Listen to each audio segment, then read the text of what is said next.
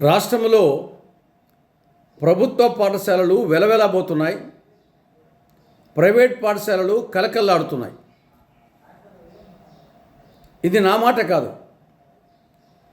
కేంద్ర విద్యాశాఖ మాట.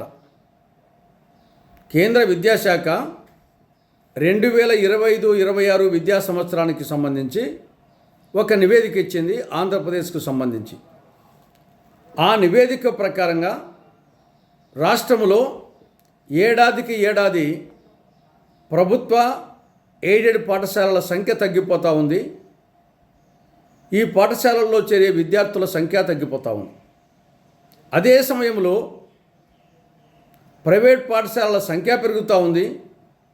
ఆ పాఠశాలలో చేరే విద్యార్థుల సంఖ్య పెరుగుతూ ఉంది.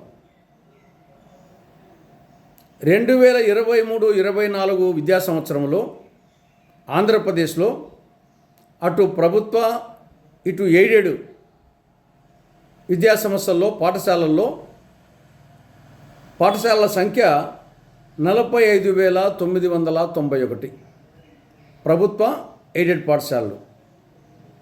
అదే 2025-26 వచ్చేకల్లా 45,019కి తగ్గింది. అంటే కూటమి పాలనలో 972 ప్రభుత్వ ఎయిడెడ్ పాఠశాలలు మూసివేయబడ్డాయి. 972 పాఠశాలలు మూతపడ్డాయి. అదే సమయంలో ప్రైవేట్ పాఠశాలలు 478 పెరిగినాయి.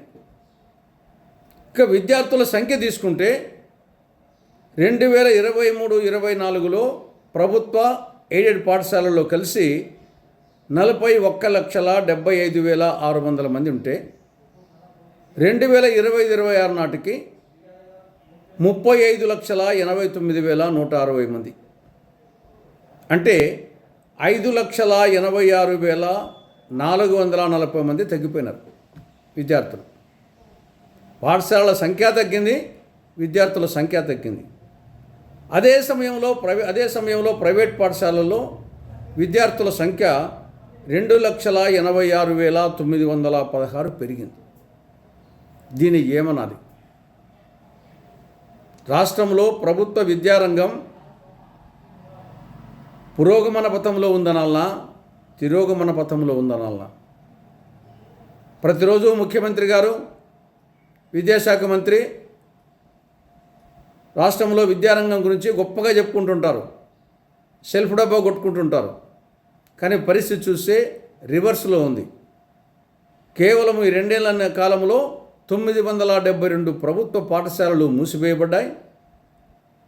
5,86,440 మంది విద్యార్థుల సంఖ్య తగ్గిపోయింది. ఇప్పటికైనా రాష్ట్ర ప్రభుత్వము పునరాలోచించాలని విద్యారంగం గురించి కాంగ్రెస్ పార్టీ సూచిస్తూ ఉంది.